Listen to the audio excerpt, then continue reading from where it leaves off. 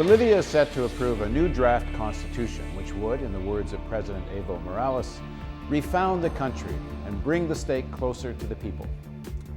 The new constitution, which would replace one dating from 1967, was recently approved by a constituent assembly and will be put to a vote later this year. It includes provisions allowing for the recall of elected officials, limits on large land holdings, a redistribution of government revenues in order to redress the historically exploited indigenous people, and the nationalization of the country's natural resources. Opponents of the new document, chiefly politicians, agribusiness, and some residents in the country's 4 wealthy lowland states where the natural gas reserves are located, are saying they want their regions to be autonomous and that they want control of 2/3 of the revenue generated there. The new constitution would allow the federal government to redistribute the wealth to the poor. The Real News talked to Pepe Escobar in Brazil to get his take on the situation in Bolivia. So, Pepe, who's for this constitution and who's against it? Well, the most schematic way of presenting what's happening in Bolivia, it's juxtaposing or contraposing the Altiplano with the Media Luna. The Altiplano is in the Andes Mountains. That's where the cocaleros live, the miners, and most of Bolivia's indigenous people. There are at least 35 local indigenous groups in Bolivia. There are at least 10 different Aymara nations. These are the people who voted for Evo Morales. In the Media Luna, it's more to the eastern part of the country, near the borders of Brazil, we find the landowning class, Bolivia's industrial complex, and major agribusiness interests.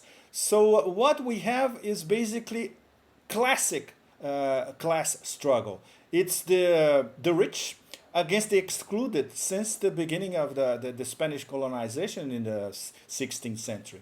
Evo Morales was elected by the cocaleros, which is a traditional industry in Bolivia, by the miners, and by the different Aymara and indigenous nations as a whole. He got 54% of the votes. His platform, his main promise was to reform the constitution and promote more social justice. I'm going to quote an article of the constitution. This is the article number 9. It says that it's striving for a society based on decolonization, without discrimination, no exploitation, with widespread social justice and consolidating plurinational identities. Plurinational identities, it's obvious in a country where we have at least 35 different indigenous groups. And obviously, the landowning class, the typical oligarchy in South America that you find not only in Bolivia, but also in Colombia, in Brazil, in Argentina, are absolutely terrified of what this all means: wealth redistribution. So whenever we talk about wealth redistribution in South America, during the 60s, obviously, these comprador elites were allies of the US, so the US could support local military coups and military dictatorships, as it happened in Brazil, in Bolivia itself, in Argentina, in Uruguay, or in Chile. Nowadays, it's different. It's an emerging multipolar order. Hugo Chavez in Venezuela and Evo Morales are part of this new emerging order. And while we can criticize Chavez in Venezuela because he's trying to impose a Bolivarian revolution from the way up, in Bolivia it's completely different. It's a grassroots movement. It unites the excluded, it unites the unemployed, it unites the indigenous peoples, it unites workers with very difficult social conditions, it unites women, and it unites students as well. It's a broad-based movement. And against it, we have the extremely reactionary oligarchy classes based in Sucre, the former colonial capital, and especially in Santa Cruz de la Sierra.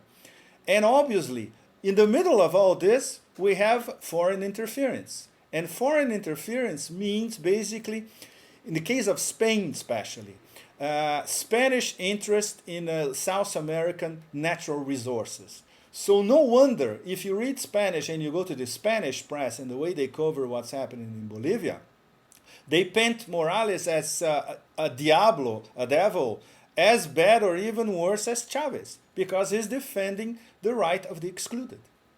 In one of the demonstrations in favor of Morales' constitution, we saw demonstrators chanting, "U.S. ambassador out of Bolivia." What's the American role here? What role are they playing? The American role is basically interested in Bolivian natural resources, not only oil and gas, but special mineral resources. That would be exactly the same interest of Brazil as well. Brazil is the powerful Bolivian neighbor to the right. Brazil has Petrobras, one of the largest oil companies in the world. When Evo Morales nationalized Bolivian oil and gas last year, 1st of May 2006, it was amazing. When you were reading the Brazilian press, you thought that you were reading the American press defending the interests of Chevron or ExxonMobil. It was the same approach in Brazil of the Brazilian elites defending Petrobras, because Petrobras was usurped of its riches in Bolivia by Evo. This must be difficult for the self-declared socialist Lula to take on this kind of position. It was, because the thing, it's very funny. A friend of mine met with Evo a few weeks ago, and he said that maybe the government of, maybe the Brazilian voters should elect the president of Petrobras instead of the president of Brazil, because the president of Petrobras is much more important. But jokes aside, the fact is Petrobras had to recognize that Bolivia was defending its own interests. And no wonder, in the past few days, Petrobras reverted its, I would say, belligerent stance, and now they are reinvesting in Bolivia. Brazil imports a lot of gas from Bolivia, actually. Brazil needs Bolivia gas. So Petrobras is now investing $750 million and perhaps $1 billion in the next few years to upgrade Bolivian installations. So that was a good deal for Petrobras, for Brazil, and also for Bolivia, because they need foreign investment.